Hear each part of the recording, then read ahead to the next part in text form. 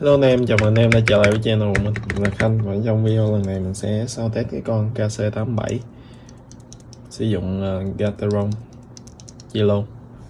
Bản này là bản Pro nên là cái stem nó đỡ rung lắc, nó đỡ rung chiều ngang thôi, còn chiều dọc này nó vẫn sẽ hơi rơ một chút, mà nhìn chung là nó tốt hơn cái đời trước rất là nhiều.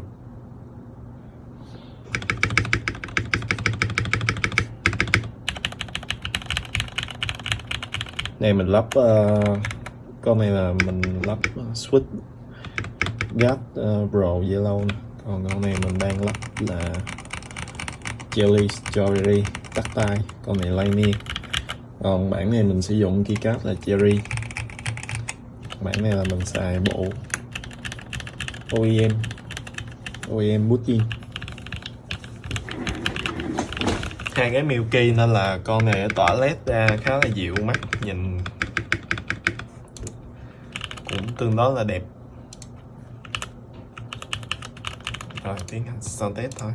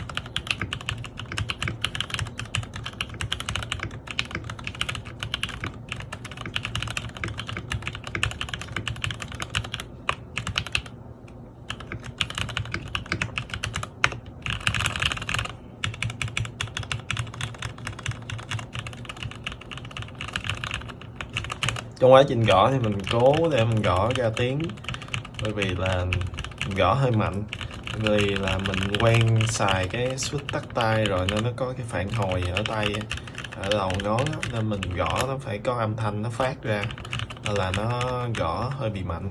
Còn nếu mà anh em nào quen gõ Lightning á, thì anh em gõ sẽ nhẹ, anh em theo cái thói quen anh em sẽ gõ nhẹ hơn mình nhiều. Thì cái con switch này nó cho cái âm gõ, nếu mà gõ bình thường thì nó êm, rất là êm, mượt êm, đồng thời là cái tiếng ra nó không có quá to nếu mà anh em xài keycap Cherry kia.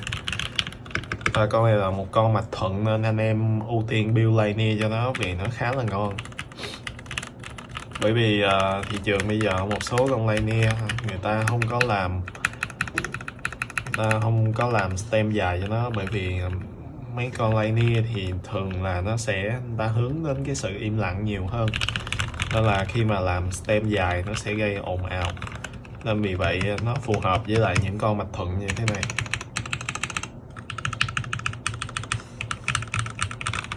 Sau khi mà lock form vô cái tiếng nó khá là đục.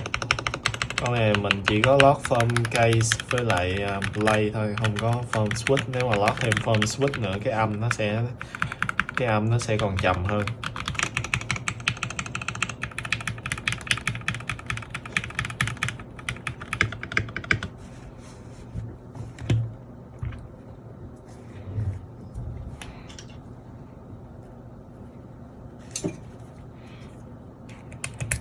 Mình sẽ gắn một con Gap Pro lên trên này thử.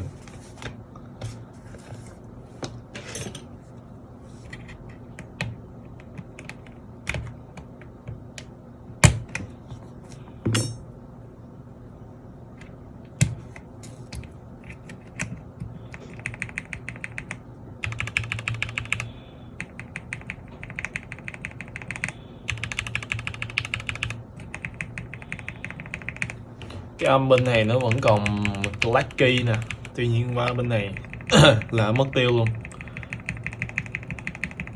nè. Dù mình có gõ mạnh xuống nó cũng êm hơn cái con này nhiều.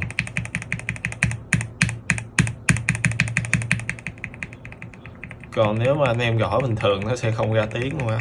Thì thật sự là cái foam switch này nó rất là có tác dụng.